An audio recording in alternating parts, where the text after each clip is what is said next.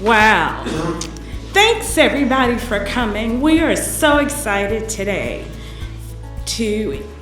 that you showed up on a Monday morning, first thing, for this grand, and that's the way we think of it, to this grand collaboration that started with an idea, a collaboration, a grant from the Rural Business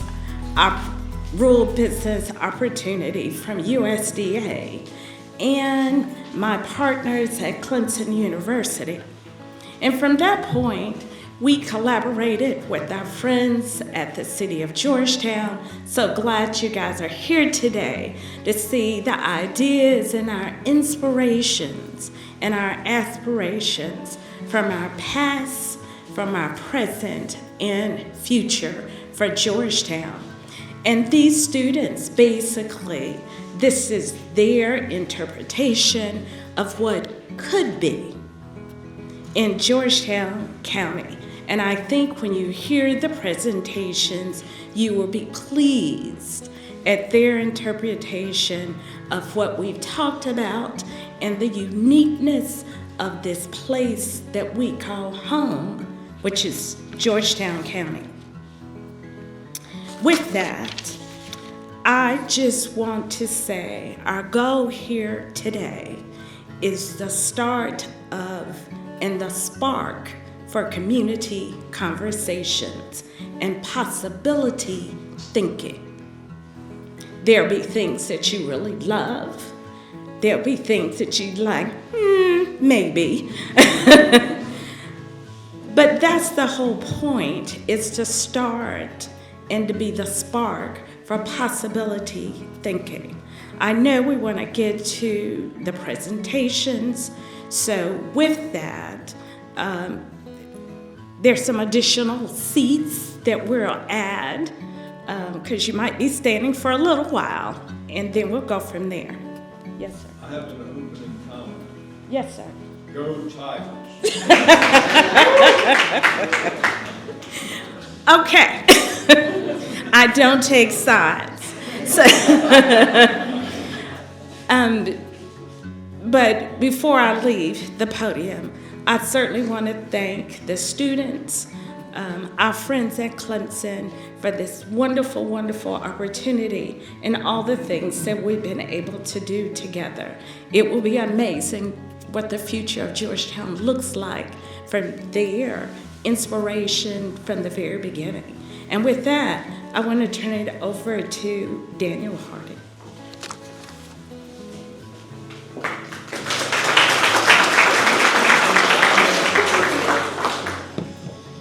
Hello, Angela. Thank you very much, and thank you for having us here. My name is Dan Harding. I'm a professor in the School of Architecture at Clemson, and I also direct a community research and design center. One of our objectives is to build partnerships throughout the state. And so being able to work here in Georgetown and to work here in the county has been important for the school. Before we start, I also want to acknowledge the partnerships that we have from main campus throughout the state, and Mr. Stephen Richards here So I just want him to say hello. So the grant would not have been possible without his ability to make partnerships like this happen and to find and kind of connect and put people together. So Stephen, thank you so much.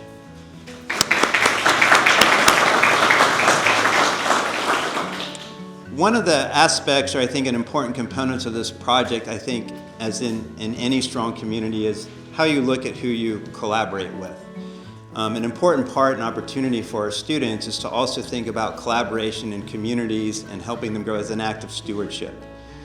It's not only who you collaborate in direct proximity with, sometimes it's those who come before you, and sometimes it's those who come after you. And so what we want to acknowledge first is that in 2016, Georgetown went and engaged the Urban Land Institute. And in 2016, there was a report that was generated that started this idea of what could Georgetown be. In that report, that highlighted some really important things that said, well, what happens if Georgetown can become a unique place? Or how can the Urban Land Institute or this report start to identify goals and issues and aspirations for the county, for the city, for the region, and certainly for the state?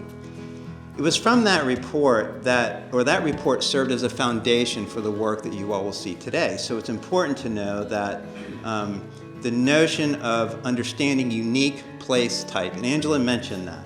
What's the clear and best use for the opportunity of a unique place like the Port 31 site?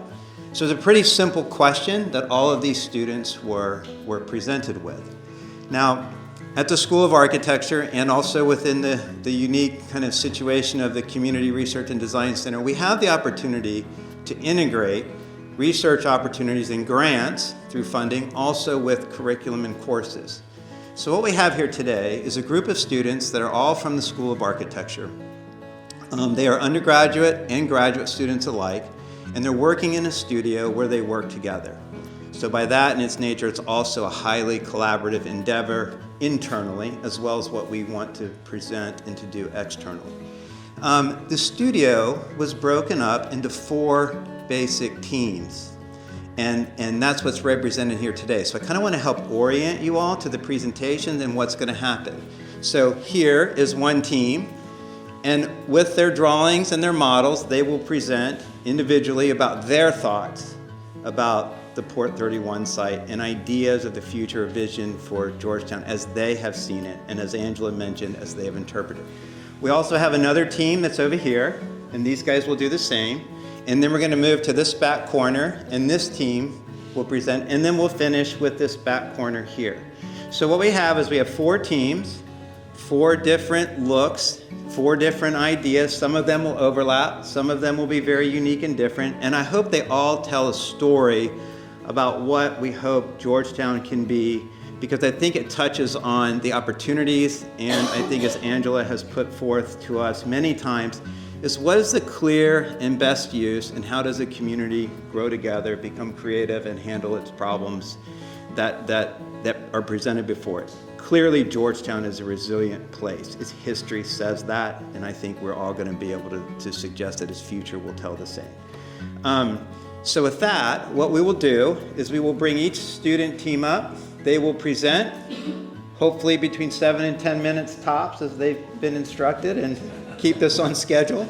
At the end of each one, we will do all of those together, and then at the end of those presentations, we will have kind of a large question and answer session that we can address as a group, and we obviously will then be able to then go and address very specific questions with each team, so that each team will be kind of close to their projects and models. So as you go through the presentations and you start to identify someone you want to talk to later, there will be that opportunity openly, but you will also be able to go to those students directly. Does that sound good? Now, Angela, do we want to take a minute for any new chairs? Are we okay? Everyone okay? Okay. Okay, we're good to go. Okay, with that, I'm then going to let the first team come up. They will introduce themselves, and thank you very much.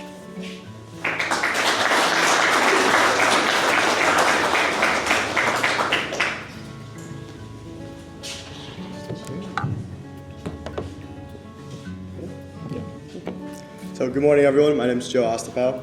I'm Jared Cook. Our third partner, Cindy Poole, cannot be here today, unfortunately. but we will be presenting our Georgetown Port 31 redevelopment plan.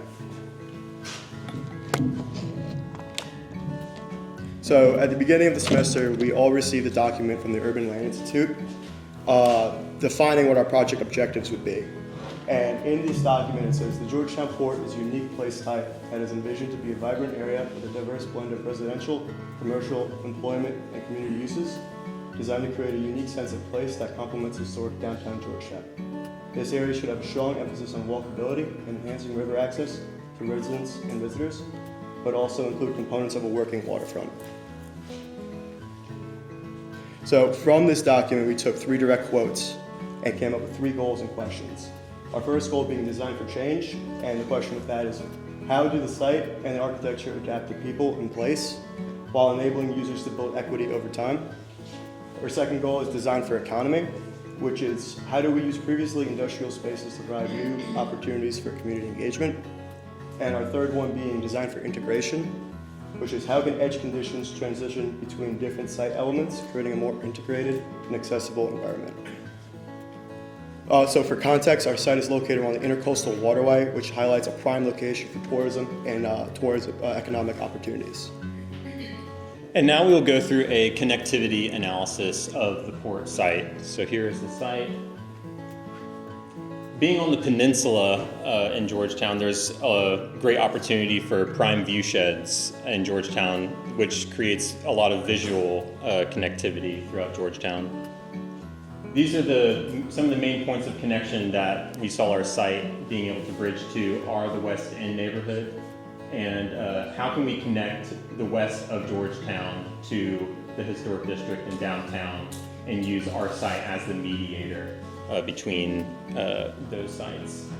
We analyzed the existing sidewalks and crosswalks, and we found that there's not many ways from people in the West End to get over to the historic district, and so that was something that we figured that we could touch on. We received a document, the ULI, which had a lot of already great ideas, so we incorporated some from the ULI. 2 of those ideas being the expansion of the existing harbor walk, and the second one is using the existing railroad on site as a pedestrian path or bike trail. And so this is the incorporation of those ULI principles and many other ideas. And one thing that we found is that at the end of the railroad was an alignment to Francis Marion Park and Broad Street, which we saw as a great way to visually connect those 2 sites across Goat Island. And in order to bring in, connect the west of Georgetown to the Front Street, we expanded the site underneath Fraser Street, underneath that overpass, in order to allow for accessibility and connectivity. So this is a diagram that shows water connectivity. How can we bridge public boat docks and bring a public marina to the site, as well as incorporate a ferry? And so this is the Rail Harbor Walk. This is the main idea of our project. And the Rail Harbor Walk, shown in the thick indigo line, is it is a pedestrian and bike trail that connects the existing harbor walk to the port site's railroad and uses the railroad to connect to the West End. This makes a walkable thread and provides accessibility that connects the whole of Georgetown. And so this is a walkability diagram showing the time it takes to walk between those points. So some of the major points that I'll go through quickly are Mike Johnson baseball field, walking through the West End neighborhood, going to the paper mill field, arriving on the site, going to the harbor walk along the coast, going onto Front Street, now walking in the historic district, and then finally ending at East Bay Kayak Launch. And so looking at the main features that exist on the site, we saw that there is a main arrival access that exists along the railroad path, and then we, as I mentioned earlier, the access going to Francis Marion Park and Broad Street. And so we're using the existing silo as the hinge for those 2 axes to really drive the organization of the site. And so this is the design overlaid on those axes. And here we can see that the railroad and the Rail Harbor Walk really dictates the organization of the site. And then here is the overall master plan, and here we can see that the Rail Harbor Walk, indicated in the indigo line, serves as the spine through the project, and that the silo is repurposed as a amphitheater park, which we're reusing the existing landmark to bring everyone together and to gather and celebrate events. And so this is a sketch, three-dimensional overview of the site. And so as we've talked a lot about connectivity so far, there are a few other concepts that really drove the project, as well as shared space and adaptability. So for connectivity, the main strategies that we have, as I mentioned already, the Rail Harbor Walk that goes through the site. We have docks and ferry, and we have a public marina and kayak launch. For shared space, this answers the question, how can we engage edge conditions that transition between different site elements? So parks are provided throughout the site for people to gather. Pavilions are scattered throughout to connect the project as a whole as it transitions to the different sites. We also incorporate boxcar businesses along the existing railroad. So the pavilion structures and the boxcar businesses have potential to be incorporated throughout Georgetown, even outside of the site. And for adaptability, this answers our original design question: how do site and architecture adapt to people in place, enabling users to build equity over time? And so for this, our strategies include infill structures between the mixed-use housing units, alley parks between buildings, which can already be seen on Front Street, a lot of the alley parks that are there, and business boxes that go on the ground floor underneath the mixed use. So all this is done by intentionally creating space between buildings for future additions. This will result in a unique sense of place since the project evolves with the community that builds within it. So based on the ELI document previously mentioned, as long as with the questions, we looked at creating a similar zoning type already found within the city and pairing those zoning types with different programming and jobs. As we looked at potentially partnering with neighboring institutes regarding these programming, such as Clemson University, Coastal Carolina, as well as using resources in Georgetown and Charleston to provide some unique opportunities. So going through each one of these zones, our first one is our core commercial, and it's meant to reflect Front Street in downtown Georgetown along the railroad. Regarding the mixed use, so emphasizing again along that Rail Harbor Walk is our mixed use area along that axis. Regarding the waterfront commercial, we want to repurpose and refurbish those existing docks that were previously industrial and convert them into a public marina for residential boat docking. Regarding light industry, bringing some jobs.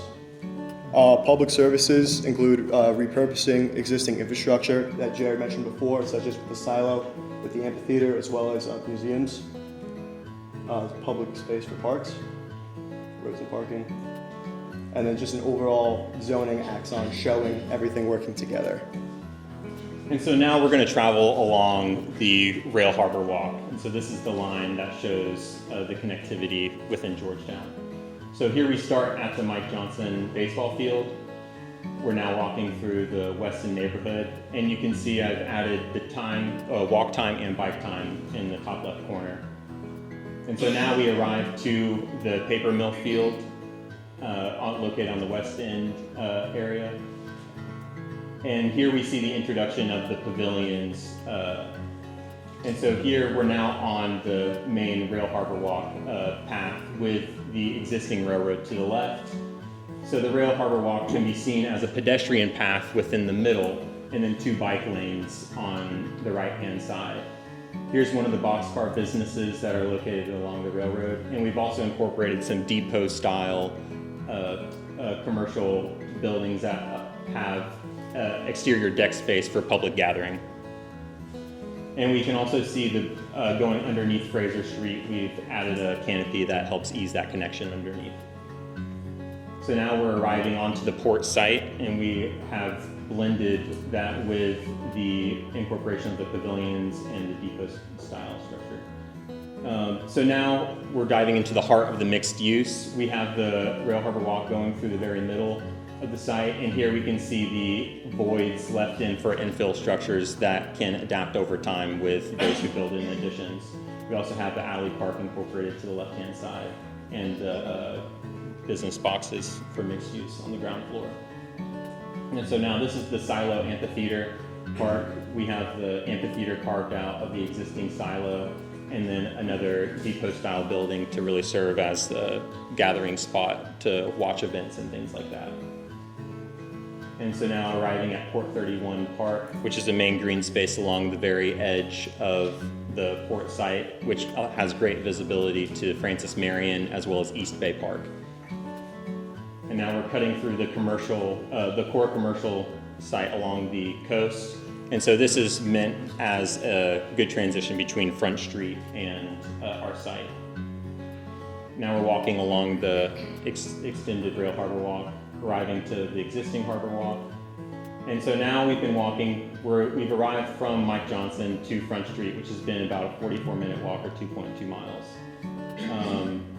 Now going to the Historic District, East Bay Park, and now ending at the East Bay Park Kayak Launch, which also has ability for kayak and water connectivity to the site.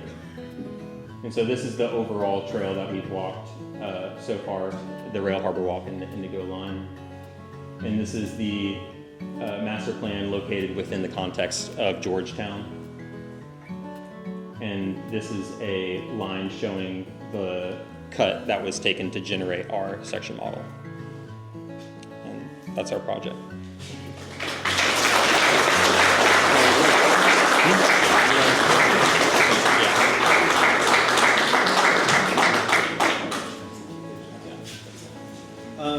So to also, now that we have some orientation, it gives you a little bit of understanding too about these models that are in the room. So each design team took a specific cut or a slice through their idea. They couldn't model everything, but the idea was, how can we model an idea and cut a slice through what everyone's doing? One of the things that seemed to be really important to the studio is that Georgetown is not a place that you get to really understand in one look. It's very stretched out, it's horizontal, the landscape is stretched out. You get to look across, so that it's something that you have to experience by moving. You have to experience by kind of taking a journey. So the first team, I think, really did an amazing job of kind of setting a tone that was also something that the studio adapted and ended at. And so it gives you a little bit of understanding of these models that stretch around the room. They're all very different. You're going to hear from the next team. But just know that those are these section models cut, and each team will show where those are cut through. So when you get a chance to talk with them, know that they're cutting through many of their ideas.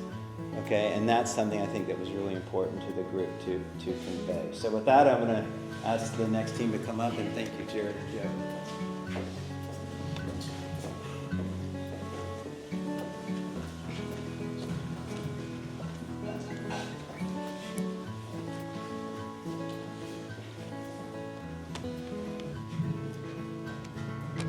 Thank you so much, Dan. This is Team B. I'm Matthew Ngango. I'm Melissa. Hi. I'm Jermaine Johnson. Yeah, Watson, one of our team members, was not able to make it. So our interpretation is looking at Georgetown Heritage Trail, and we have broken down our presentation into 3 parts. So the first part you're going to hear is just talking about the overall idea and what we're thinking about as an interpretation. The second part will be kind of what we think the zoning could be within that idea. And then the last part will be like, what can architecture start to be, how can we frame architecture within those ideas? So you'll hear 3 words, there's 3 C's. So the first one is linked to the first group, connectivity. The next one is culture. The next one is community. So for our main approach to the project, we focused on 3 main drivers, which are connections, especially to the parks around Georgetown, the community, and the culture of Georgetown. So as we know, the site is an industrial site, and which had a great impact on the city of Georgetown and has dealt with a lot of changes due to industrial fluctuations, and the site has also had very limited access to the community. So we propose that we focus on other opportunities that Georgetown possesses, like culture, community, and connectivity as pillars to economic growth. And our exploration of culture, community, and connectivity has led us to explore 4 main concepts. The first one being apertures, which is the idea that buildings and landscapes on the site begin to create and frame views and stories of Georgetown. And then the second one is connectivity, which promotes the social capital of Georgetown. The third one is the idea of weaving and how we can tie in traditional and art and culture to contemporary architecture. And then the last one is this idea of framework and how we can tie that to developments on the site and what they can use. And this is just an example of how we can use the weaving onto our architecture on the site. And something we really wanted to focus on, similar to the previous group, is how we can connect the Weston neighborhood with the historical district. So we decided to weave the grids together and carry them onto our site. And then we also wanted to connect to the surrounding parks like East Bay Park and then Mike Johnson baseball field. So in order to do this, we created a linear park that goes through our site. And then we also wanted to create these frames that frame this Georgetown surrounding our site. And this is just our master plan. So we really wanted to focus on that linear park that goes through our site and how all of the buildings basically connect to the linear park and are built around it. And in order to bring connection from the boardwalk that is on Front Street and just bringing it through our site. And then this is just a zoomed in portion of that park space where it has gather spaces, rest, learn, and play, which can bring the community together within the park space. And this is just a section showing how those spaces might relate to the surrounding buildings with the elevation and then the boardwalk that goes through. And then Jermaine will talk about zoning. We chose several zoning ordinances or programs from the ULI that we thought would serve in the best and highest use for not only the port, but for Georgetown. Number one being preservation and agriculture. Two being just general residential. Number three being neighborhood and commercial. Number four being educational. Number five, light industrial. Number six, general commercial. And number seven, conservation, reservation. From those zoning ordinances, we were able to distill a program that we chose to implement for the entire site.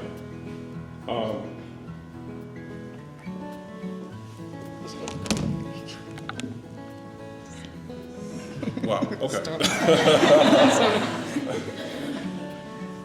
Testing, can you hear me now? Okay, great. Okay, from those zoning ordinances, we chose, we was able to distill a program that we thought would benefit the site as a whole. Number one being housing, so that of course residents could stay on the site. Number two, community to basically cultivate and nourish and maintain connectivity of people with the site. Education, of course, to partner with local schools and other programs to educate the people of Georgetown. Number four, light industry, of course, to give people jobs. Five, mixed use, once again, more of a continuation of the light industry. And number six is probably the most important program, once again, connecting to the zoning, which is the conservation and preservation zoning, which of course is the green site that connects along the spine of our site. Thank you, Jermaine. So we're now looking at the kind of architecture we would kind of perhaps propose based on those themes. And here we're just looking at, we're choosing 4 programs from what Jermaine has shared and kind of just sharing how architecture could be interpreted with the themes. The first one is the very important one, which I've mentioned, communities feeling like it's the pillar of the site, and the way it's centered within the linear park, and the axis when you arrive kind of centers that this belongs to the community as long as people use the park. So this Yeah, what we're looking at is like kind of a cluster, perhaps having clusters of buildings that then start to give a plaza space that people can use that's linked to the linear park. And then these clusters could include a port museum, which tells the stories of the port, and then also tells stories of Georgetown. And we have a community center that could have daycare in it, and also community events. We have the Gulagichi Center, which kind of starts to interpret culture that's within Georgetown. And we also have an education component, particularly for the community. And all these are arranged in a way that is clustered to kind of frame a welcoming, but also a kind of a plaza that the community can actually use, kind of giving a warm embrace to the culture. So in those ones, you can see you have the Port Museum. We kind of have event spaces, the Gulagichi Center, where people could also learn how to weave or learn about culture. And then we have education. And then on the top second floor, we kind of have like daycare. When you approach the buildings, this is kind of giving how architecture can then start interpreting and giving character to the site, which can be interpreted by other developments that come in. So centering first with the community, looking at how culture can be embedded into the architecture, the facade, the character.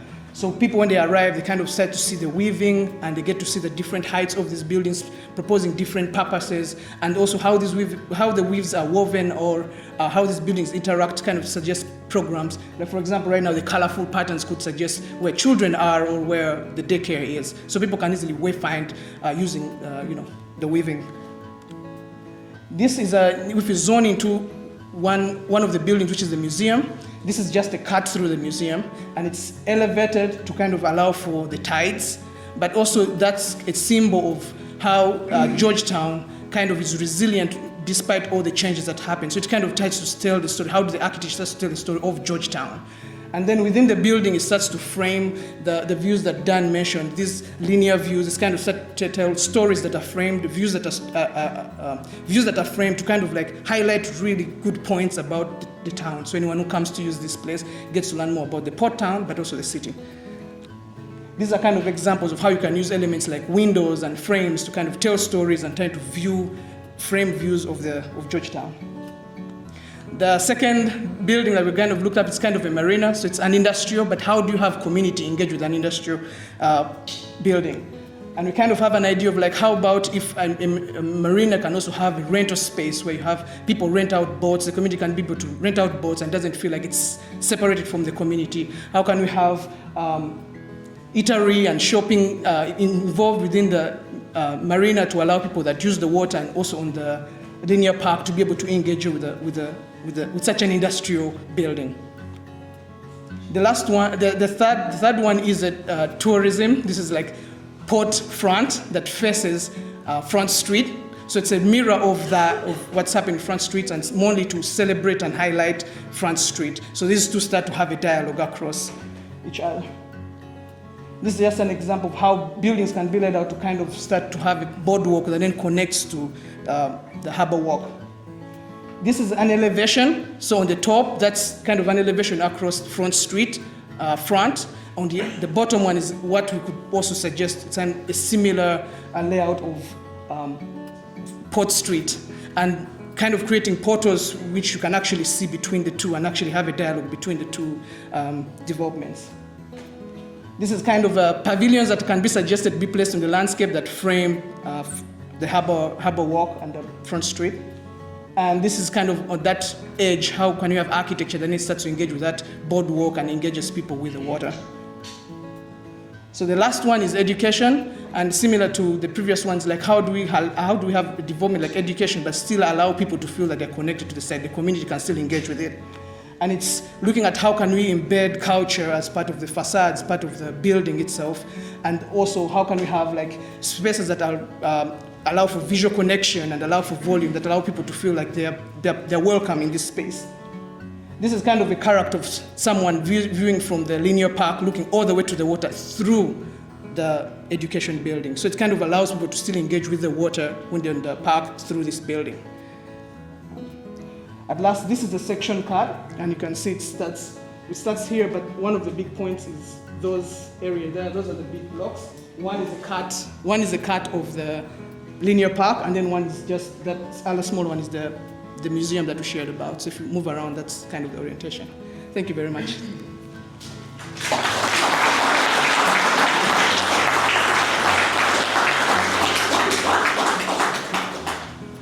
we're going to bring our next group up, Katie, Aaron, and Blake. And I think as you can see, a big component is connectivity and also going through zoning strategies. I'm intrigued with the notion that places have history and people have memory.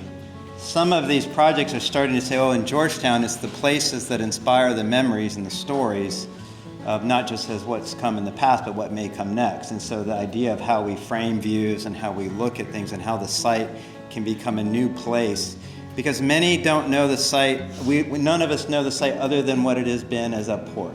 So it offers this new opportunity, which I think is quite exciting. And with that, we're going to step into you guys. Thank you. Hi, we're Team 3.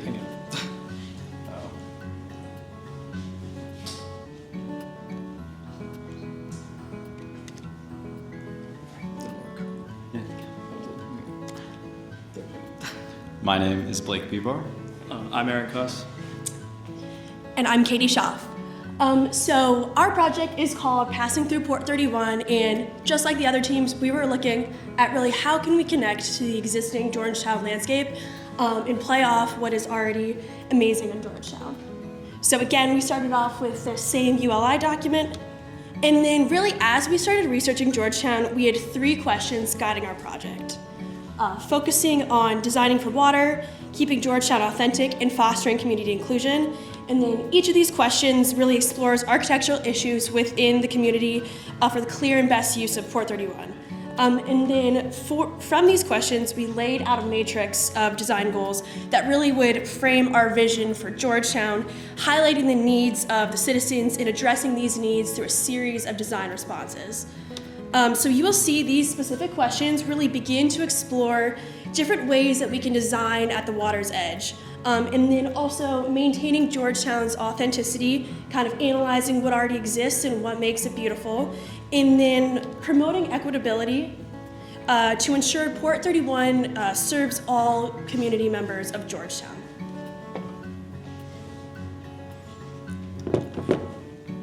So this map shows how Port 31 relates to historic Georgetown.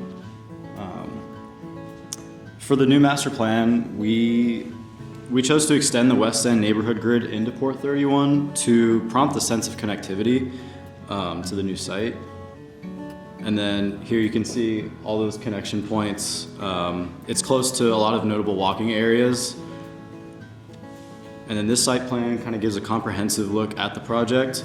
The site is broken down into 4 kind of main quadrants, and they all contain similar amenities across the site, with the central rails to trails kind of acting as a spine through the middle. And then you can also see how dense our site is. I think we have the densest site out of the 4 groups, and that kind of calls back to the typology of Front Street. And then this is our flood response map. This shows the locations of all of our bioswales and living shorelines that are designed to respond to the extreme high tide events and stormwater runoff. And then this highlights our green spaces. It's important to have accessible green spaces throughout the site. This kind of further promotes our equitable design. This shows our car circulation. Cars can access Port 31 and park along the various streets and lots available around the site. And then this shows our pedestrian-friendly sidewalks, crosswalks, and that rails to trails path that cuts through.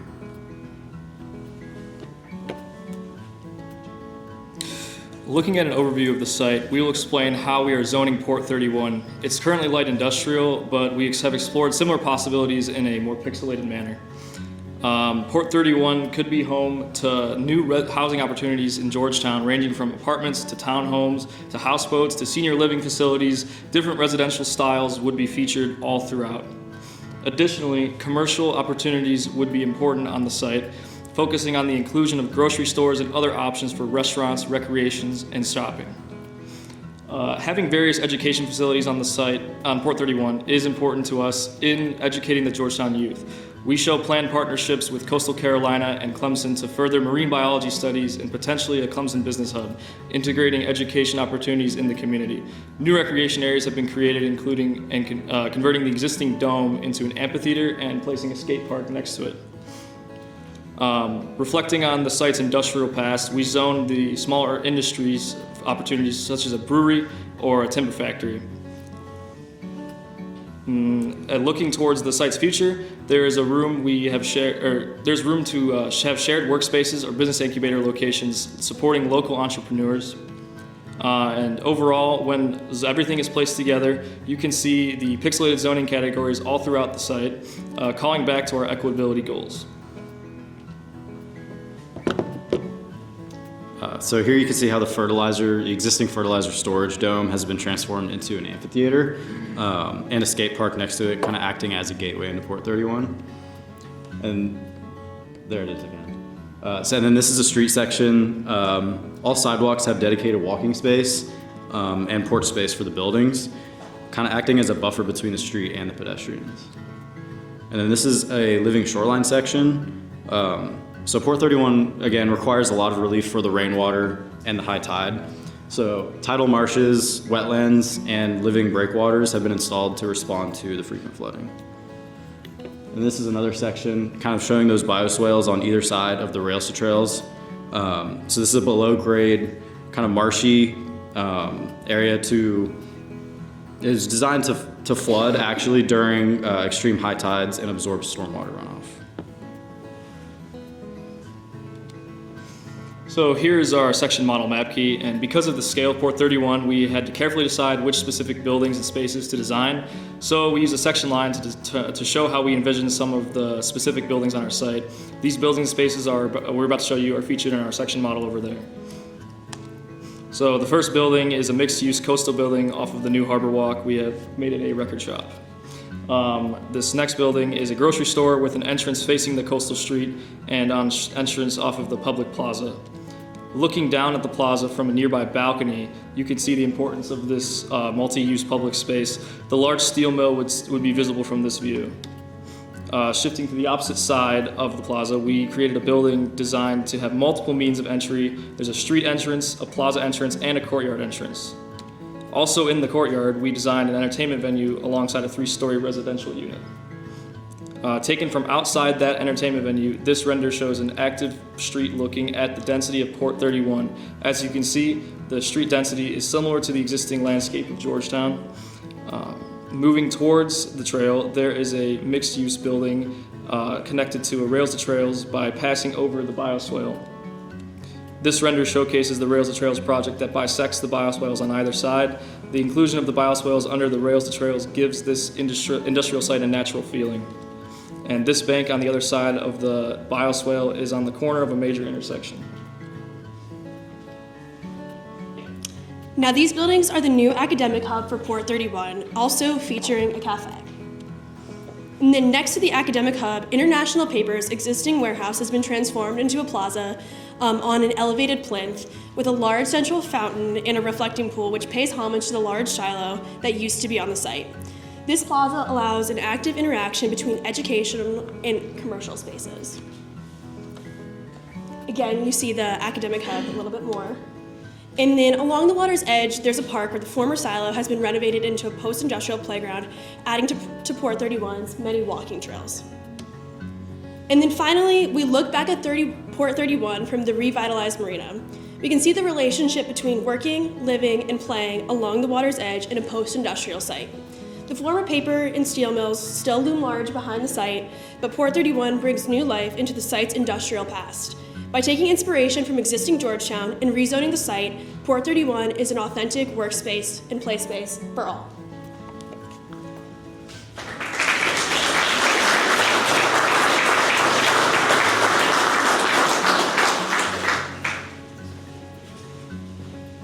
All right, I'm going to ask our final group to come up. One thing, too, to note is that there are a lot of drawings being presented on these slides, and we know that they're difficult to see because they're moving fast. Just know that each one of the models also has a set of drawings that included what is being presented plus more. So if there is something that you find yourself wanting to look at, it's been situated so that you can pick these drawings up, hold them, and look at them more closely. So after we go into this group and get into the questions, just know that we do have those drawings that are there for you to physically pick up if needed and to look closer. So with that, I'll hand it over to Andrew. Hello.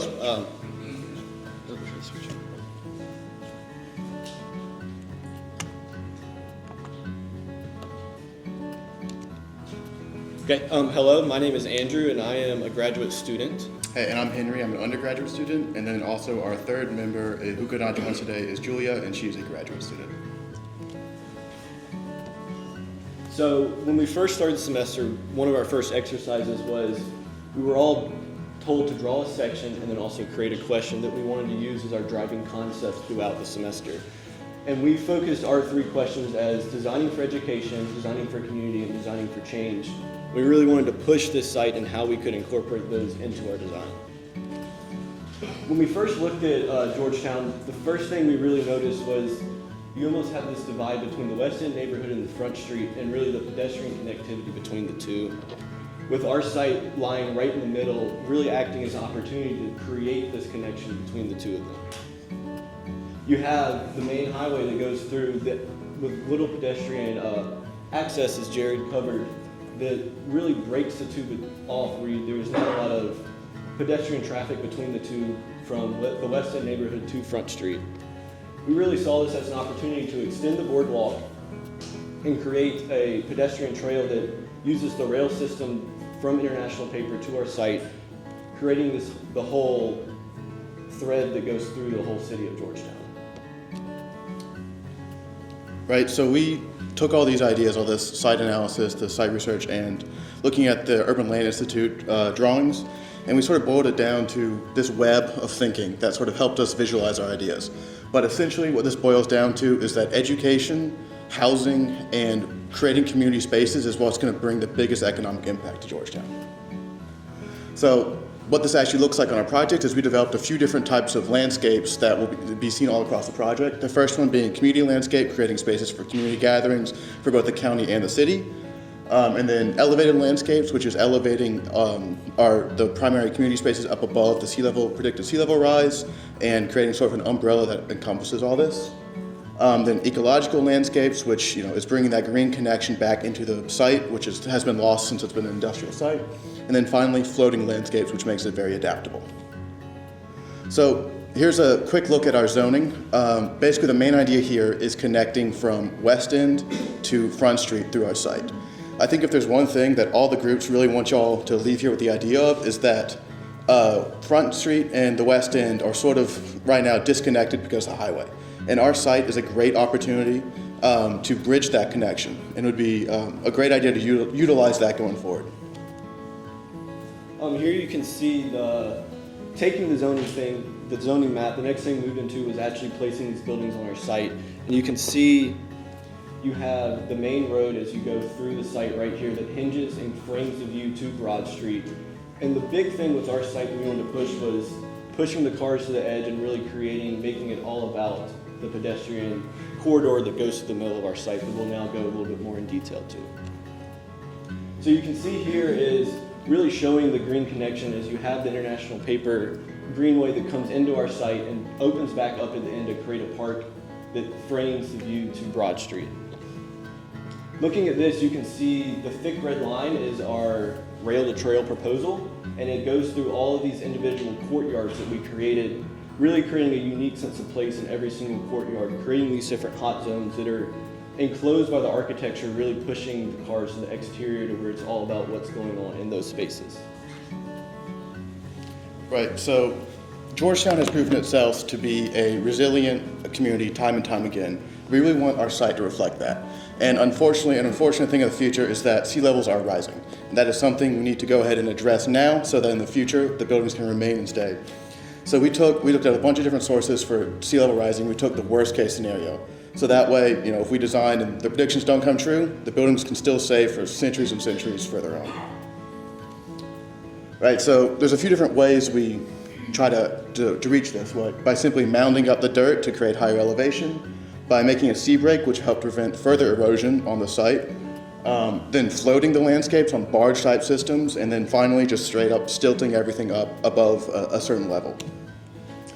Right, so here's a quick look at our site in 3D, sort of how we implemented some of the raising systems we had, and then now we're going to take a quicker look at the zoning strategies.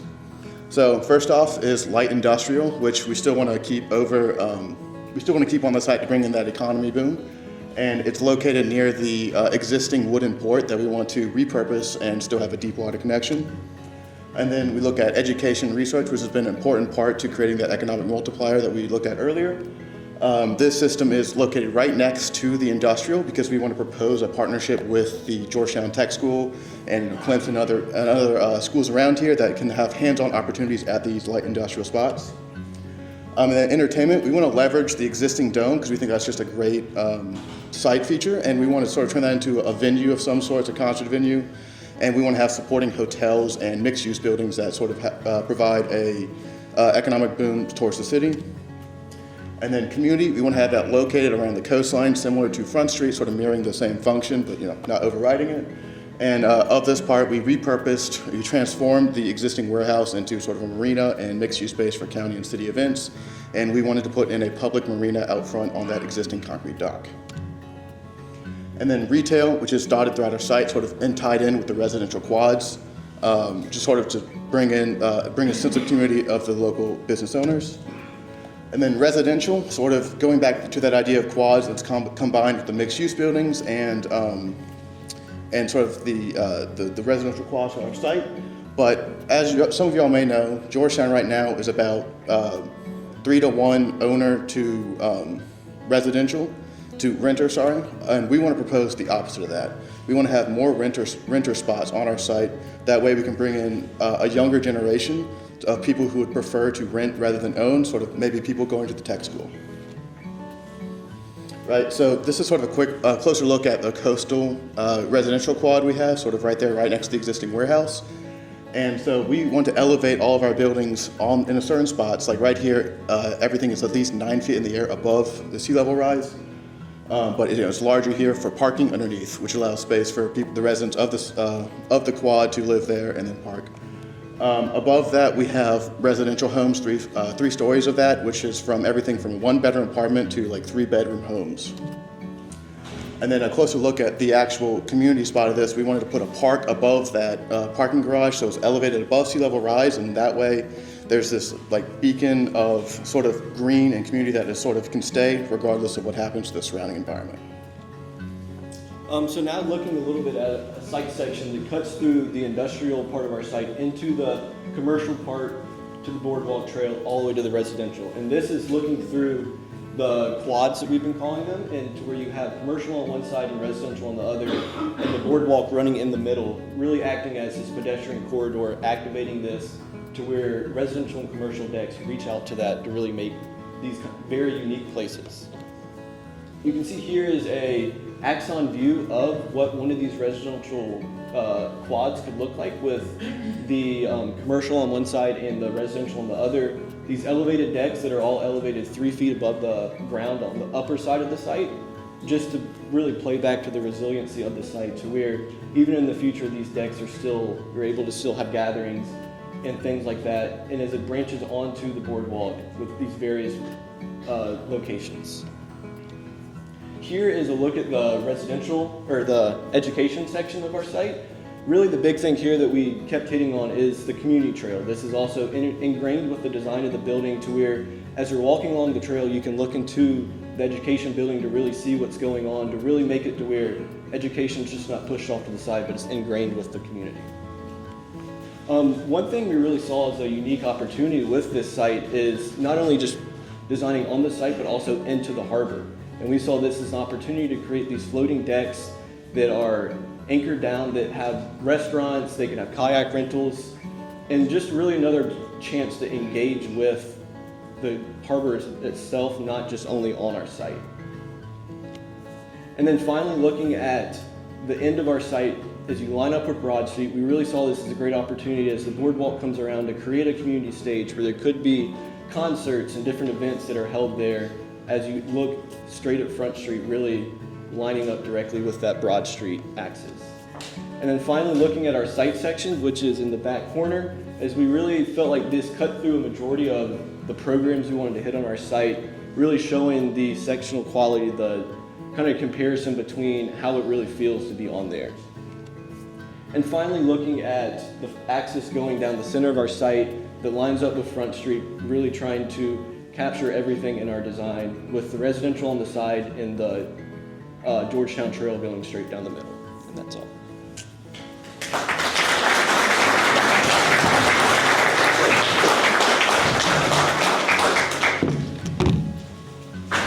So, thank you. We've now gone through all of the 4 presentations from each team.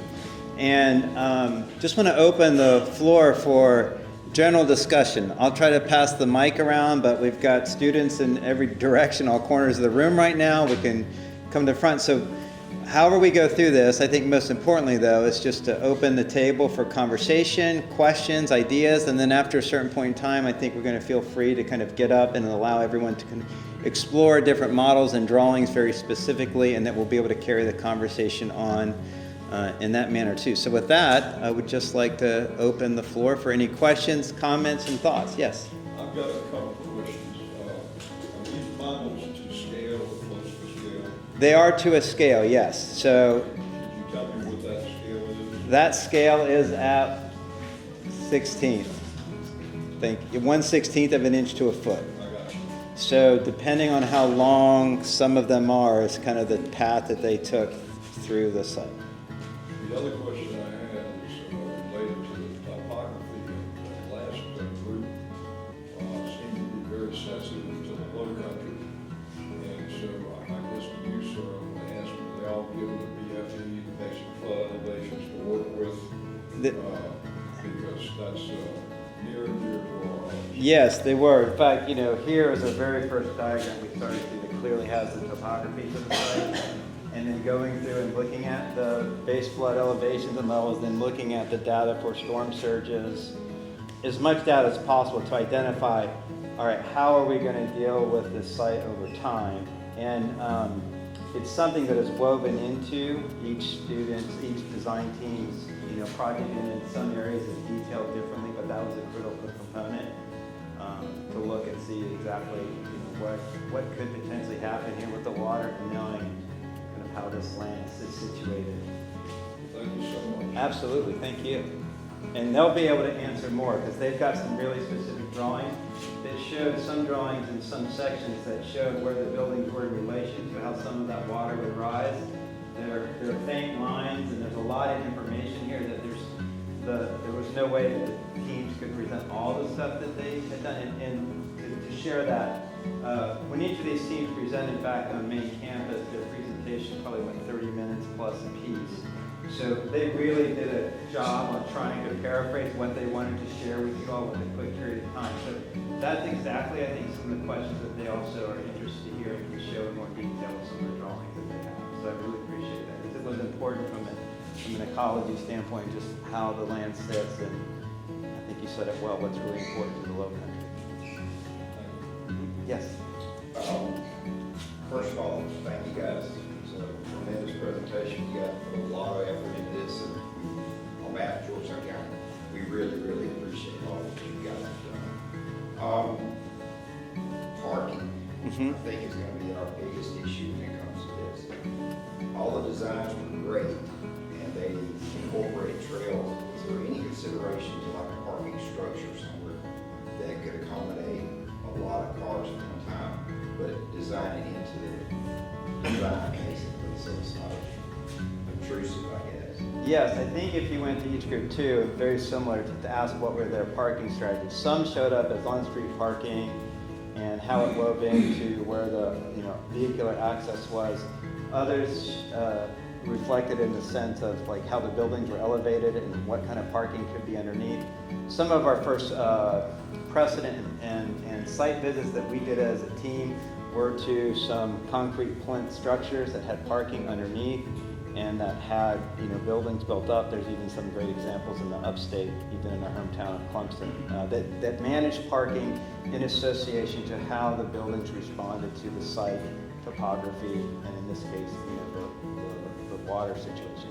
So it was important. We did not do calcs. So we weren't working on a zoning strategy or a zoning ordinance on like so many parking spots per square footage per occupancy rating. We just didn't have the ability to get into that level of detail with each scheme. So although there is strategies for parking, it was definitely talked about. It's not 100% calibrated directly to the building type and also to the square footage and the programs and potential, occupancy ratings of each building, if that makes sense. So, but again, I think that's a great thing. When you get to go to each team, you're going to see that each one had different strategies, some on street, some in one-way streets, some like parking areas where visitors could access the site from remote situations, and how that kind of spread itself out and dealt with the site appropriately. Yeah. It'd be fun to hear you ask that to them too. When you, and I know you guys were just managing just the core property itself, but was any consideration given to Good Island and what could possibly be done in the future with that? We did not do that. We did not bridge into Goat Island other than looking across it. I mean, one team cut a section to the middle knowing that they were going to look from Port 31 all the way to Forsyth Park, but we did not, no team occupied, looked at strategizing anything for construction on Goat Island. It naturally came up that extending underneath 17 and underneath back toward, kind of the IP garden was one of the biggest extensions that we saw immediate to the project. Although Goat Island, I think, would come up. And as Angela knows, we set this as a one-semester studio. So it really was, how do you start? And where do we start? But Goat Island came up a lot. It's this obviously amazing feature that sits right in the middle of the harbor, so it's right there, and we know that the way the dredging is going to be handled and how we're going to move around it, that it's there in the middle, so it plays a huge role in how you get around it too. So I think that would be a great thing for a future exploration is Goat Island, without a doubt. Yes? Was the future development of the city and potential expansion of the airport a consideration vis-a-vis light paths and things like that? No, that's a great. Ground floor. No, we didn't factor that in. Again, we started with kind of a myopic view of really looking at this site, and then from there looked at connectivity on the ground with a focus on it. But again, I think that's going to be a critical component that will come up in the future, and I'm sure we will be woven into future RFPs, and as this sets a table and helps advance questions that come up. So I think that's one that's going to show up without a doubt in future discussions. Yes? Look, you only have a limited amount of time on this. An excellent job, all 4 teams. Was there, did you have time to leave any economic impact from the designs on the county? Yes, so in working with Stephen, we had one of the objectives, and you can see somewhere in everyone's drawings, there was in a way of trying to work from both ends. So it started with looking and saying, all right, here is the site, here is what the UL is saying as potential opportunities, here are potential zoning strategies, and so we started with that the county put forth this unique place type, suggesting that zoning could be different as it transitioned from this industrial site into what it was going to be. What the students were asked to do was to take their primary objectives and then take from the zoning strategy, then identify building types that could be placed into those zoning strategies. Then from those zoning strategies, look at different program and program details on how much square footage for businesses, for education, for X, Y, and Z. Cross-check those against economic factors that then said, okay, if this one building and this much square footage goes and produces this many jobs, how many other factors and how many other, what's kind of the spectrum of economic impact from a number of jobs. So in our work with Stephen and in looking at kind of how zoning went from zoning that way and ended at jobs, that was a key component for each team. In a way, you can start to look at it from the other side. So if I was to say where we would go next, we would say, well, we started working at the problem kind of from planning and zoning to site, to architecture, to building types, to programs, to get to jobs. If we were to now cycle back through and audit all these, we'd probably come back through and go the other way and say, okay, here is the job situation, here is the potential that the community is suggesting. what then buildings would we go to end up at the zoning? And I think if it's starting small, but I think that's going to be a future question, and hopefully this helps set the table for some of those conversations. So there are some more details in the drawings, but how the students and the teams looked at that so that each of their proposals had some understanding that what they were proposing kind of went from planning, zoning, all the way into building type, square footage programs, eventually to impacting individuals that may live, work in those spaces. So that helps. Yeah. Well, that brings up did you have an RFP that you were kind of framing this whole thing to? No, our RFP was that we wrote a grant in partnership kind of as a team that said, let's start taking a look at it. The closest document that was important to us was the ULI document. That provided this notion and this statement of clear and best use, this notion of unique place type, and it's for Clemson and particularly the Research and Design Center, helping educate and go through some of these processes to then make and help identify potential aspects of what an RFP would be. So to me, this would lead to a consensus and an educated focus that the community would determine and the administration would determine here's the way we're going to go in an RFP. But we started a little bit back just to see where it could go. So I think that's when, as Angela mentioned, here are proposals and imaginations of what could happen and how could this process help educate what could come next. So if that helps. Yeah. And it is a challenge too, like when we get to work with and integrate, that is an opportunity that we get to bridge between a component of what we can do as a university and then how we can integrate it into creative activities and creative endeavors and outcomes and learning opportunities for students.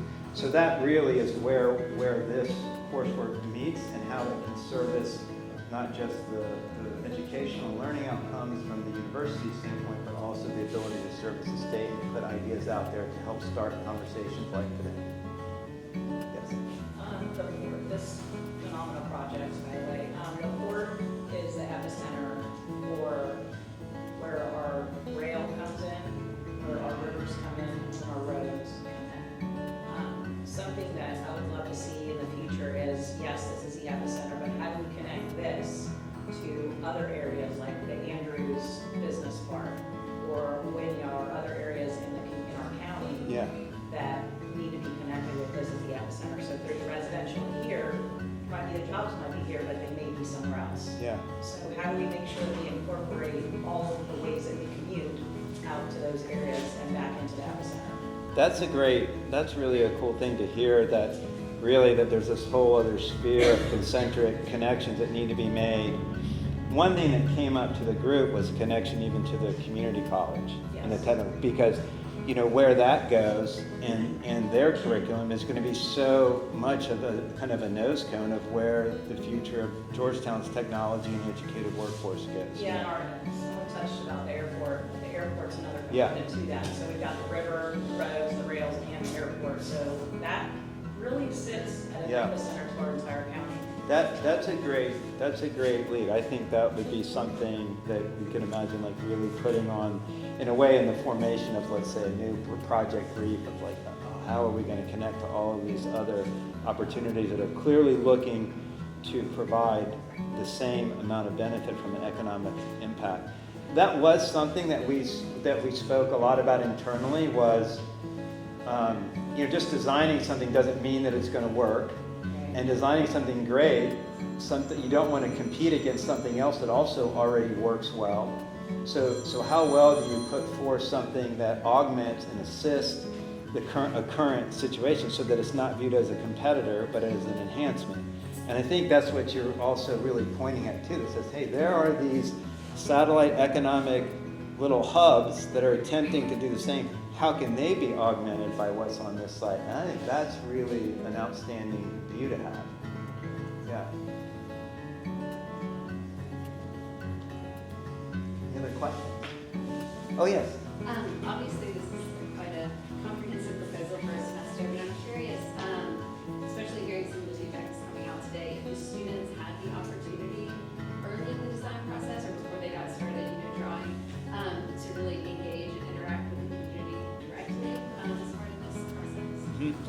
So when we started the grant, and it was a process, so when we were awarded the grant, it was actually fairly late in the summer. And so because of some delays, so we found out relatively quick that this was going to go, and it was going to go now.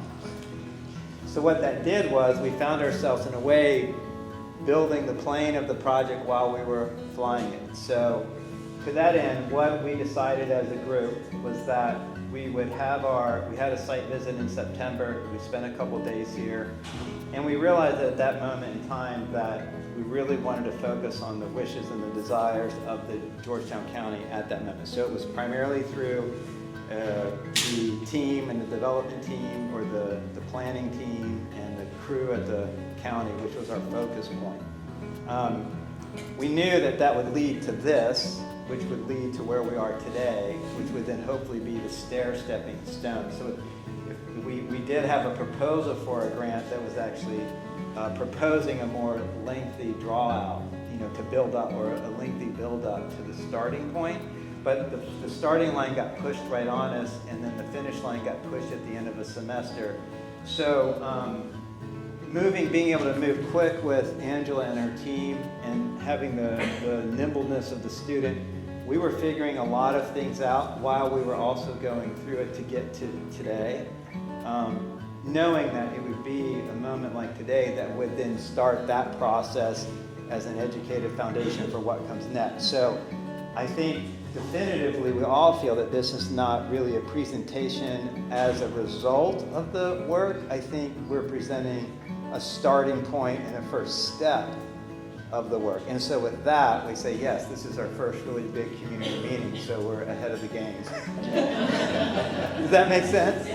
Because it was a big deal. It was a big deal for us. Like, how do we do this so fast and run the risk of complicating, like, what the questions we can get out, but then still the objectives of looking at the ULI. And it seemed like with what I really, again, I commend Angela and the vision of the county to still, like, really hold the ULI document importantly, look at potential zoning strategies that are going on through the county, and really holding up this idea of this unique place type, and what happens when those different zoning strategies can be pixelated, mixed, placed together in a new space that maybe the county hasn't seen before. I think that's the hope of what comes next. But that was an important component, and we did it as well as we could with the time that we had, if that makes sense. All right, well, thank you guys so much. I know that this crew is going to be very interested in hearing you all get up and look at the drawings and a lot of the other details that are there, but we really appreciate everyone being here today, and again, thank you so much.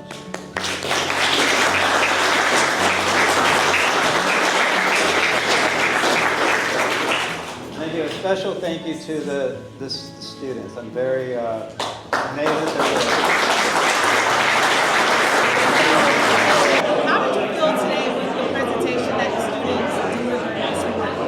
These guys did an excellent job, and this is just the beginning of a very, very, very long process. This by no means is all the things that we're considering, but it does give us something to visualize and kind of build off of. So we're looking forward to the next few months, or actually probably the next decade, to try to build off what we see and see what's the best, highest use we can get out of this property for Georgetown County. You mentioned one concern. You said you gave them their praise, but one concern you were worried about, it was the parking area. Could you talk about why you were concerned about that? Absolutely. Parking in Georgetown County and pretty much all of our municipalities, all our unincorporated places, is at a premium. So we want to make sure that when we do something like this, that we incorporate something that allows visitors as well as the people who are living there ample opportunity to park and be out of the way, and also not have cars driving in and out to cause potential problems. What would you say that you like the most about the presentation?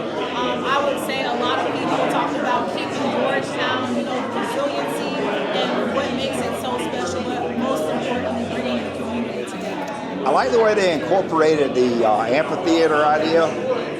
that's one of the things that we're looking for. We want to actually make sure that the citizens have a way to come and enjoy and have some other things to do other than just to eat, drink, and boat around. Do you feel like these designs kind of captured a vision that you guys might have already had, or the extended vision of this area? It's sort of still early in the thought process of what we're trying to do, so it just kind of brought into concrete of what it's a start basically. We just want to kind of see what they had in mind and what they envisioned. Is a partnership with Clemson, maybe further down the line on this project, or with some of these students, something that feasibly might happen? We're open to all things right now. We're not closing our minds to anything. Like I said, this project's going to be the crown jewel probably of Georgetown County. We're looking at making this an integral part of Georgetown County and bring people in and let them enjoy and see what Georgetown County is all about. And almost exactly as we kind of ended the question and answer portion is that this was a school project. Of course, it's good ideas, but there wasn't as much community engagement as there likely will be. If there is one message or something you want the general community to know, maybe this is the first time they're hearing about this, what would it be? Just that this is the start. We're gonna do a lot more public input. It's not gonna be just one person's idea. It's gonna be the entire community because this will encompass the entire community. That's it. That's all I have. Thank you. Thank you. I like it. So could you talk about your project and what was the most meaningful to you today? Yeah, our project, we're basically 4 students working together, and one of the things we looked at was collaboration, bringing our ideas together as a group. And our project looked at Georgetown's beauty. So when we came here, we just the beauty of the water and the landscape and how the architecture is, developed on the front street. So there's so much beauty about it, and also the culture. If you think about the Gulagichi, we thought about how can we incorporate the history, the culture in a new development, and that's what kind of started driving our interests as a group, and that's what led us to looking at a linear park that connects all the different other parks, looking at culture as the culture and community and connectivity at the center of our project. Having the museum that talks about the port and talks about the city, framing the views through the museum, and kind of having the community become the pillar in which other developments then feed from, rather than having the other projects come in as isolated entities that then encroach on what the community wants and what the community's life is. Gotcha. And when you said like culture, you mentioned the Geechee community and then so on and so forth. But what made you use that what made you all use that as a center point? I think one of the things that was inspiring to us, Alyssa here did one of the projects before, again in Georgetown, and she actually engaged more with the Gulagichi culture and found like weaving is one of the things that we can translate into architecture, because that's also usually a challenge. How do you translate culture into built form? So that's usually also hard to do. But she had some of the research and brought that up, and we thought about it and said, if we have already a culture we can tap into, we can then show how it's possible to have culture embedded. So it's not only exclusive of Gulagichi, but it's kind of showing through Gulagichi's lens how is it possible that all the other cultures can then be incorporated into the architecture.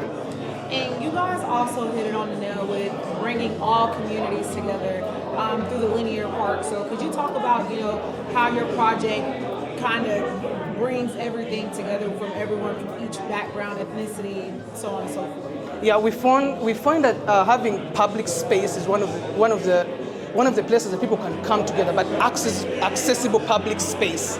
So having a linear park that doesn't exclude people, it's kind of a journey that you experience, all the different parts of gathering, resting, play, and learning, because we're also incorporating learning history as part of the park. It starts to feel part of Georgetown, rather than having an isolated park that can easily be fenced off, and people feel like they do not belong. But actually having a park as long and accessible road, path, deck. So we felt like that was one of the ways we could actually encourage that. But 2, we thought that project developments could then face the park. So meaning people are engaging with the park back and forth, meaning everyone has access to it. Not people walk out and then have to find the park. That's excluded. Right now the parks are isolated, and we think proposing this linear park then proposes how we connect all of them and someone can actually walk through, all the way from the East Bay Park all the way to the stadium, the baseball stadium. I couldn't agree more. I'm sorry, I honestly thought the same thing too. I was like, that's very smart. But I would just say, last but not least, what do you hope that happens? This is just the beginning. It's definitely a long road, but obviously you guys are way ahead with already creating, just a display on what your vision is. So what do you hope happens for Georgetown County at the old paper mill site? Yeah, as the whole class, so the 4 groups that presented today, we hope that what we have started to share right now is kind of a catalyst to allow for the community to start engaging. Like, it's possible to dream big, and this is a lens through students' eyes, through an academic view. We're just seeing how, when we see Georgetown, what could it possibly be? And we cannot even imagine what the people who live here, people who experience it, what they can actually imagine. So we think if this goes further and the community is engaged, it's going to be bigger, it's going to be better, and we hope that this is just to help to show that it's possible to share your views and how you see something going forward. And this is just a take on what students will see Georgetown.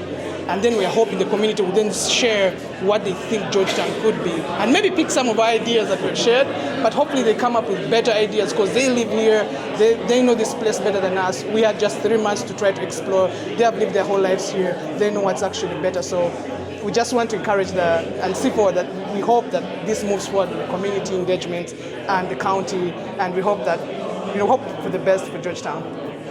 Thank you guys. Thank you. And again, it was nice meeting you. It was nice meeting you. And again, y'all had a really great project. Thank you very much. Thank you so much. Got you. So Blake, could you talk a little bit about what your project was and what made it so different from all the other groups? So I think one of the biggest components of our project was the high density. So we know Georgetown and a lot of the low country like Charleston, those are high dense cities, and we wanted to bring that same typology into our project. That number one, it helped with dealing with cars, but also making it very walkable. Those are 2 really big parts of our project. Okay. I'm sorry, I wrote it down. I don't know why I couldn't remember it. Yeah. But you were group 3, right? Correct. Okay, so what I liked about your project is that you guys talked a lot about fostering the community. I think it was fostering the community, bringing everyone together. Could you kind of talk about that? Yeah, so I think a lot of our zoning brings the community here. I might not be the best person to answer this question. I think Katie was. So we might want to cut that out. Go ahead. Was it you that said? Yeah, Katie would be. Are we able to swap? Are we able to switch it to her? Yeah. Okay, because that was like not my part of the. Yeah, that was Katie. I didn't expect that. No, you're good. So I'm sorry. So really quick, Katie, would you mind spelling your first last name? Yes. My name is Katie Schaaf, Katyschaaf. And are you an undergraduate or graduate? I'm undergraduate. Gotcha. So you talked about fostering the community. Yes. Could you talk about that, please? Yes. So thinking about fostering community, we wanted this to be a space that really everyone could come to, and it wasn't just for certain residents of Georgetown. And with that, we kind of zoned it in ways that there was equal opportunities for residential, working, and commercial opportunities all throughout the site. So it's not just in different pockets, it's all situated everywhere, so everyone has access to working, living, and playing throughout the entire site.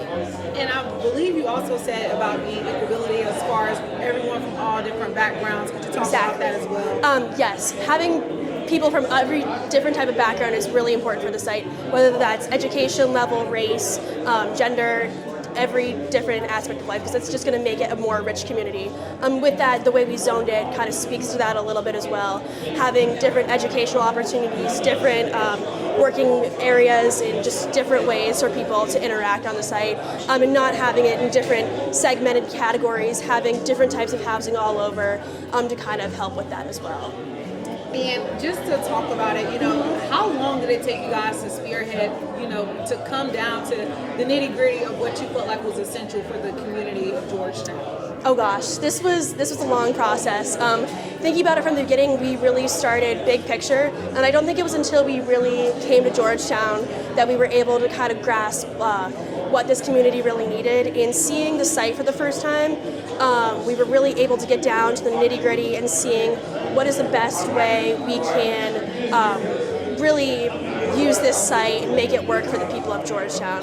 So it was a long process over several months, but I think it was a good time to be able to really get down to the nitty-gritty and figure out what Georgetown really needs. So. When you guys did come to Georgetown, what did you take from it? I think we took a lot from Georgetown. Looking at Front Street, I think there is a beautiful existing landscape in Georgetown, and it affected us so much that we really wanted to our site to kind of mirror what already existed in Georgetown. You walk Front Street and it's beautiful, but it also doesn't reach everyone in the neighborhood or everyone in Georgetown. And thinking about that, we wanted to create a space where this new site is a place for everyone. It's not just for those who live on Front Street, but also those who live in the West End, and really creating a sense of community throughout Georgetown now. I know this is just early on. This is just a step, but a lot of people were very proud. A lot of the county council, they were shocked. They were, kind of blown away on how detailed you guys were. What do you hope that they take from this today and moving forward happens? I really hope they take inspiration from fostering a sense of community, not just designing for those who would maybe be living on Front Street, but just everyone throughout Georgetown. I think thinking about the flooding conditions as well, I think it's critical that they think about that as well. And even just innovative and just entrepreneur ideas, thinking about how can we really drive economy in Georgetown and keep people here as well. Thank you guys so much. Thank you. And I do apologize for asking this question. You guys are architect students, correct? Yes. Gotcha. All right. Thank you. Thank you. I'm so sorry. Thank you.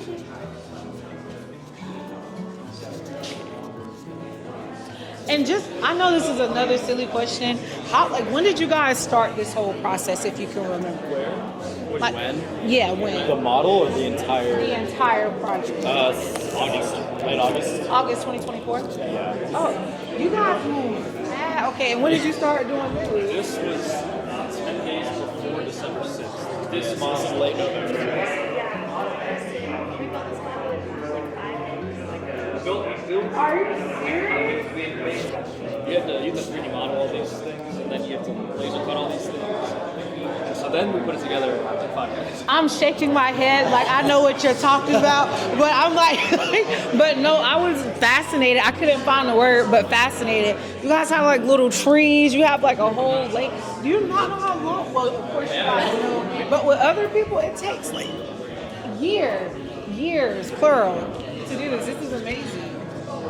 Do you guys know who will probably be back out here to maybe do something in the future? We get the information that like our projects have been selected to go through ground.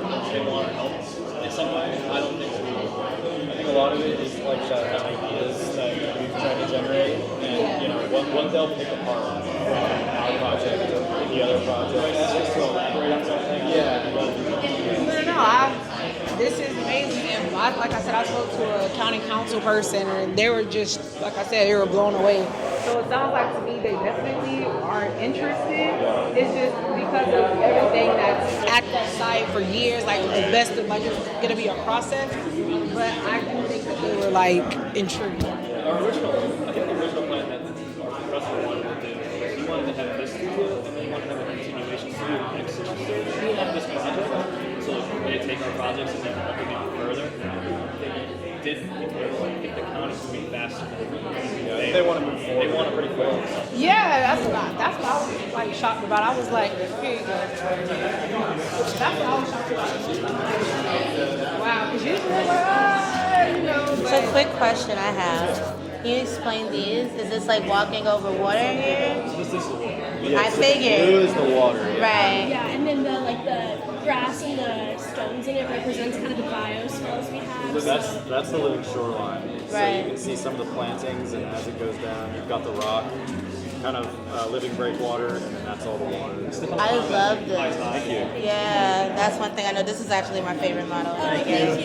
It's our favorite model too. Yeah, that was hands down. As soon as Right. I saw that, I thought the same thing too. I love it. Thank you. So I do apologize. I call this part Hollywood part because I have to get in this shot. So if one of you guys can stay like where you're at and I'll just ask you questions. You'll just walk me along everything. So I'll just ask all the random questions. So we'll just start down here.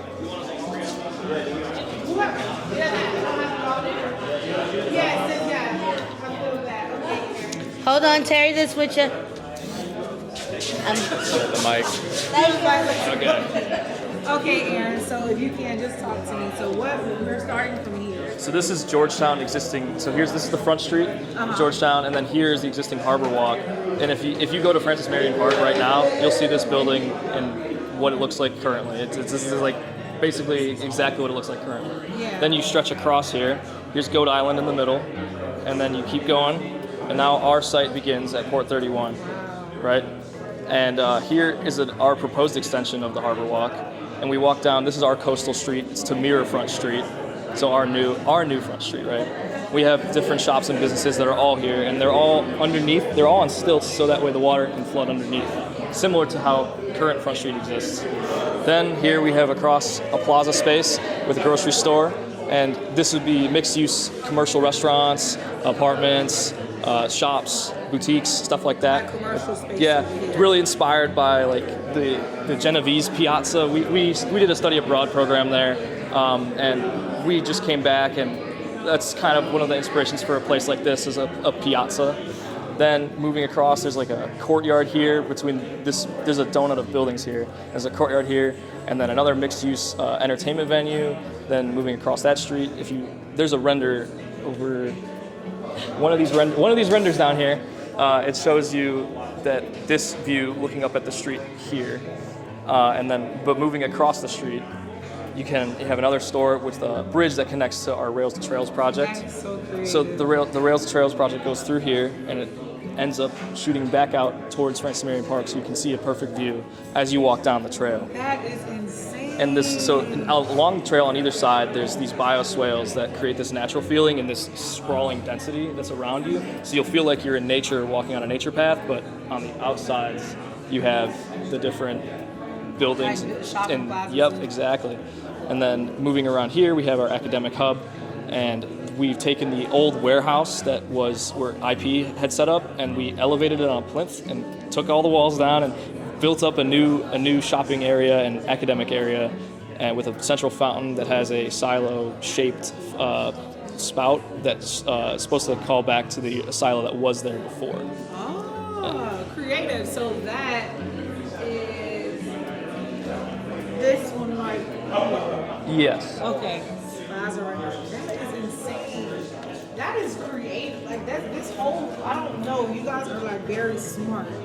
It's hard to put it it's different when you can think about it, but actually it's crazy. This is really creative, and I like how you guys were inclusive when it came to the commercial businesses, residential businesses, and just green space, because I think a lot of people sometimes forget that you need businesses in order to make money, it's a system. So I think that's really neat that you guys were able to, kind of put all that together. But again, Aaron, I'm sorry, could you please say and spell your first and last name? Aaron, A-A-R-O-N, Kuss, K-U-S. And are you undergraduate or I'm a graduate student. Graduate student, okay. Gotcha. Yes, the director of the Community Research and Design Center, Gotcha. and a professor in the School of Architecture. Gotcha. So, Professor, could you talk about how do you feel? I mean, your students came here today. They brought their A game, surprised a lot of people. How does that make you feel? Oh, it's amazing. It's outstanding to know that our young students have the ability to engage and take on design projects that impact the entire state of South Carolina. So to be able to come from Clemson and to work in Georgetown is an incredible opportunity. And could you talk a little bit about, the journey to getting the students to where they're at today as far as their designs? I think often in design, it's important to, especially for young design students, to not just have them focus on what they're thinking they want to produce, but how important it is for them to produce a design that really touches on the situation, the opportunity of that particular community. So a lot of the studios and the work that I do is really focused on ensuring that there's a strong connection and viability and appropriateness to their design schemes, so that it not only helps advance what is being asked, but also adds a layer of creativity and proposals of perhaps something that comes out of it that someone hasn't thought of before. So I enjoy that part of it very much. And when you were answering the questions from county council, Mm-hmm. a lot of them were very, not surprised, but they were shocked on how well, the designs and everything were. And they only had a little bit of questions. How did you take their reactions? I was really pleased by that. I think anytime that you have the ability to work with the community, you want to do what you can to really you can frame yourself on what's important to that group. We had a lot of information. Angela Christian, the county administrator, is an amazing person to work with.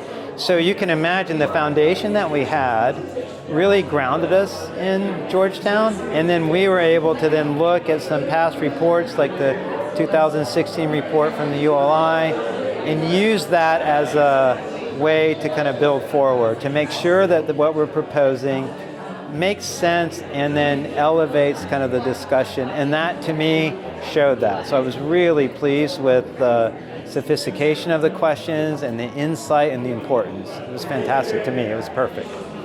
Absolutely. So if you could talk a little bit about, I'm sorry, the journey. Yeah. The students said they started back August of 2024, and Yeah. they kind of began working in late November, and it's just everything is brought to life. When you saw it before they came here, how did you feel? Yeah, well, I was very amazed at their work.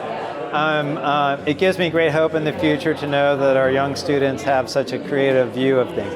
I also really appreciate the makeup of the studio. We have students that are undergraduate and graduate students from all over the world. So for me to see that, I'm very proud of them. So I feel incredibly proud of them, to be honest. I think, too, a journey to a project like this requires for students to also understand what they're learning along the way. I'm going to be really careful about not having too many preconceived notions, because then it isn't an act of discovery or learning or understanding. So I was incredibly pleased with how our students learned along the way with the project. And that is, I think, is really important for me as an educator, not just as a designer, but as an educator, that there's an opportunity for students to learn while they're going through a project. So I was incredibly proud of that. And to me, that was what was reflected in the work today, was what they learned and how they grew with the project as well. And so the project and the studio somehow grew together. So. And I would say last but not least, Professor, what is the next steps? This is obviously just the beginning of a long way to go, but you guys are definitely on the right track. What is next? Well, I think the most important thing is I think this is, and one of the questions that was asked today, this isn't the end of a process, it's one of the first steps in what comes next. I think any community like Georgetown has to understand that its future is built on its past, and we're always in the act of somehow becoming better, hopefully. And so I think this is a step that's heading to what could come next, because things change. The businesses, the community, the jobs, there's a lot of things impacting the state, but also the community of Georgetown. So I think what will come next, hopefully, is more intelligent questions about what could happen on this site, opportunities that could suggest connectivity, creativity, and hopefully the site really, in Port 31, really identifies an opportunity to connect things in a way that kind of lives up to its historical past. Gotcha. So can we expect any more from Clemson students? Oh, I certainly hope so. So what we're doing right now is we realized that it was really important for us to have this presentation and know that the community needed to absorb the solution and the ideas, process it. It's a big part of the administration. It's a big part of the community members and the constituents. I think importantly is that Clemson's here, and that it's an important to know that our School of Architecture has centers in Charleston, also in the upstate, and that this is what we really enjoy doing, is making sure we have the ability to connect when we can and be involved and help advance South Carolina and our community. So this is not the end for you No, guys. definitely not the end. So you end. guys are already probably planning the next steps. The little steps and looking to see where we can help most. And I think that's being ready to help when the next question is asked of us. How can we be ready with our students and with our opportunities so that when we get the next call from Angela in the county of Georgetown, that we have the ability to say, hey, here's a time for us to do where we can help next. So yes, the next step is going to be exciting, hopefully. Gotcha. And Yeah. you guys will obviously release that information when you guys have a set time or frame. Yes, and for us at the university, working with the county, knowing that we go through the process of kind of identifying when's the best place for us to get involved and how we would do it and how we help kind of just advance things where we can to the best of our abilities is important. So yes, I have no doubt when the time comes it'll be really enjoyable to see what comes next for either all our involvement but also for the community of Georgetown.